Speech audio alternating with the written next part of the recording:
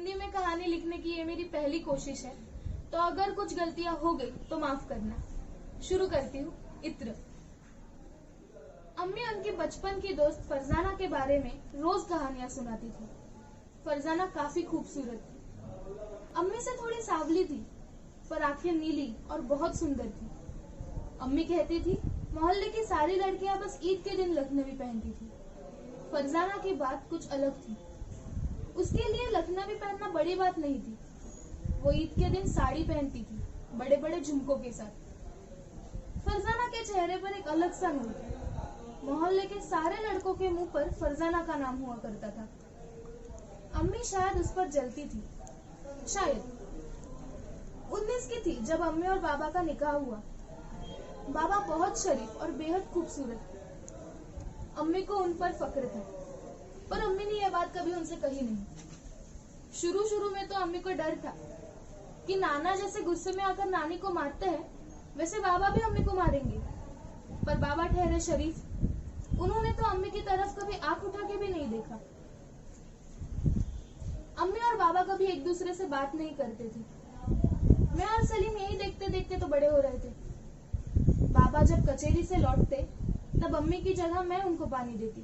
खाते वक्त भी अचार चाहिए तो भी मैं ही परोसती।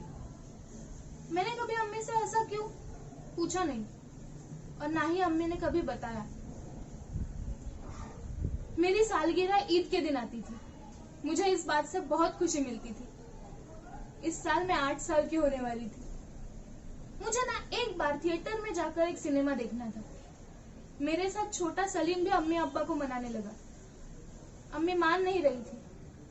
बाबा ने अम्मी से कहा, इस बार लेके चलते हैं, बार बार जिद नहीं करेंगे। इतने सालों में पहली बार बाबा ने अम्मी से कुछ कहा था।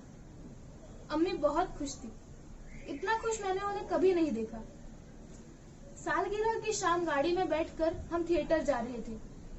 बाबा ने दूसरी बार अम्मी से बात की, मेरे ऑफिस की कलीग आने वाली है आज हमारे साथ सिनेमा देखने। बाबा खुश थे। गाड़ी से उतरते ही बाबा ने कहा, तुम लोग यही रुको, मैं अभी आता हूँ। साथ में कलीग को लेके आए। उसने साड़ी पहनी थी, सांवली थी, मगर उसके नीली आंखों के साथ बड़े बड़े झुमके काफी जच रहे थे। कोई कुछ कहे उसके पहले ही घंटी बजी और हम सब थिएटर में घुसे। घर आने तक किसी ने कुछ नहीं कहा। दूसरे दिन बाबा कचेरी से लौटे, तब मेरी जगह अम्मी उन्हें पानी देने गई। बाबा के शर्ट से आने वाली खुशबू आज सबने कुछ ज्यादा महसूस की।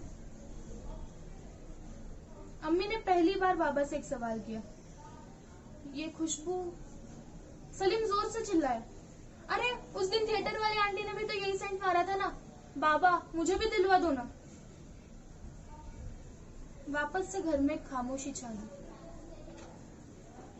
अब फरजाना की कहानियां बंद होने लगी, क्योंकि उसकी खुशबू ने घर की सारी खामोशी को खुद में समेट लिया था। शुक्रिया।